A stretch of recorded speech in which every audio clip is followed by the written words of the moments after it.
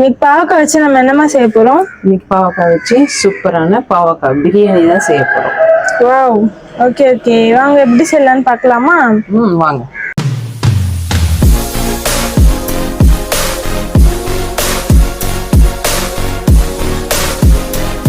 நான் ஒரு பாவக்காய் எடுத்திருக்கேன். அந்த பாவக்காவை அழகாக நிலா மாதிரி மெலிசா கட் பண்ணி மஞ்சள் பொடியும் உப்பும் போட்டு நல்லா பெசரிட்டு வாஷ் பண்ணி வச்சுருக்கேன். அது எவ்வளோ தண்ணி வந்திருக்கு பாரு. சரியா? இந்த தண்ணியை நல்லா ஒரு 2 வாட்டி வாஷ் பண்ணி எடுத்துக்கணும் நம்ம. சரியா? ஓகேம்மா. நம்ம ஒரு பாத்திரம் வச்சுருக்கோம், அதில் ஆயில் ஊற்றிக்கலாம். ஓகேம்மா. ஆயில் கூட கொஞ்சம் நெய் இருந்தால் கூட நெய் ஊற்றிக்கலாம், இல்லை பட்டரும் போட்டுக்கலாம். நான் இன்னைக்கு வெறும் நெய் தான், வெறும் ஆயில் தான் ஊற்றிருக்கேன். ஆயில் நல்லா காஞ்சிச்சு. அதில் 3 ஏலக்காய், 2 பட்டை, 4-5 லவங்கம் எல்லாம் ஆயிலில் போட்டுக்கிறேன். இப்போ 3 பிரிஞ்சி இலையும் போட்டுக்கிறேன். ஒரே ஒரு ஆனியனை கட் பண்ணியிருக்கேன், அந்த ஒரு ஆனியனை இதில் போட்டுக்கிறேன். இது நல்லா மெரூன் கலரில் வெந்து வரணும். இதுக்கு தேவையான உப்பு போட்டுக்கிறேன்.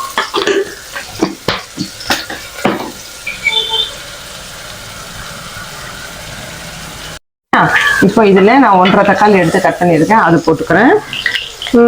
கொஞ்சமாக கொத்தமல்லி, கொஞ்சமாக புதினா. ரெண்டு வரட்டும். தக்காளி நல்லா வதங்கி வந்துச்சா, அதில் ஒரு கரண்டி தயிர் போட்டுப்போம்.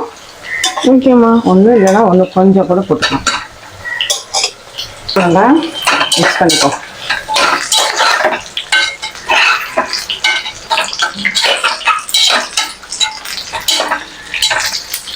இப்போ இதில் பவுடர் மசாலாலாம் போட்டுக்கலாம். Kashmir red chilli powder 1 tablespoon போட்டுறேன். Plain chilli powder 1 tablespoon போட்டேன். உப்பு போட்டுருக்கோம் இல்லையா, அதனால் உப்பு போட தேவையில்லை. மஞ்சள் பொடி 4 டேபிள் ஸ்பூன் இது இருக்கு இல்லையா. இந்த ஸ்டேஜில் நம்ம ஒரு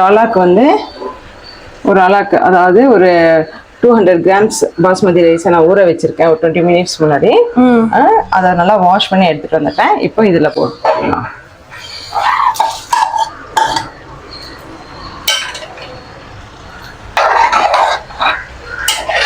நல்லா மிக்ஸ் பண்ணிடலாம்.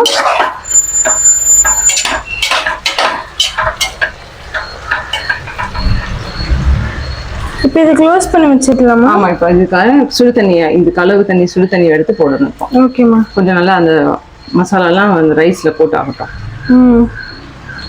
இப்போ இந்த அரிசியில் எல்லாமே அந்த மசாலாலாம் போட்டாயிடுச்சா, இப்போ ஹாட் வாட்டர் போட்டுக்கலாம்.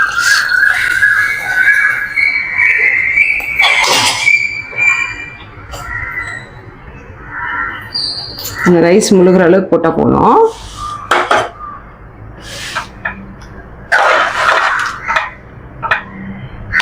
இது நல்லா குக் ஆகி வரட்டும். இது வரைக்கும் நம்ம க்ளோஸ் பண்ணி வைக்க போகிறோமா? இல்லை, இப்போ என்ன பண்ணுறோம், இதில் ஃபுல்லாக பாவக்காய் தானே இருக்குது, அதனால் பாவக்காய் பிரியாணி மாதிரி இருக்கும்ன்ட்டு பசங்களுக்கு ஒரு ட்விஸ்ட்டுக்காண்டி என்ன பண்ணேன், பன்னீரை வீட்டில் கொஞ்சமாக இருந்தது, அந்த பன்னீரை க்யூப்ஸாக சின்ன சின்னதாக கட் பண்ணியிருக்கேன், அதையும் இதில் போட்டுறேன். அப்போ அவங்களுக்கு சாப்பிடும்போது அந்த ஃபீல் இருக்காது, பாவக்காய் பிரியாணி சாப்பிட்றோன்ட்டு. சரியா? சரிம்மா. இதில் இப்போ நம்ம கரம் மசாலா இல்லைன்னா பிரியாணி மசாலா வீட்டில் என்ன இருக்கோ அதை போட்டுக்கோங்க. நான் இதுக்கு பிரியாணி மசாலா தான் போடுறேன். போட்டால் தான் அந்த ஃப்ளேவர் லாஸ்ட் வரைக்கும் இருக்கும். ஃபஸ்ட்டே போட்டுட்டோன்னா அதை கொஞ்சமாக கசப்பு கட்டும். அதனால் நம்ம இந்த பிரியாணியில் நான் லாஸ்ட்டில் தான் போடுறேன். ஓகேம்மா. இந்த பாருங்க, இந்த பாவக்காய் சேர்த்து சாப்பிடும்போது சாப்பிடுவாங்க, கசப்பே இருக்காது. பாவக்காயில் பிரியாணியா அப்படின்னு கேட்பாங்க. தம் போட்டலாம்.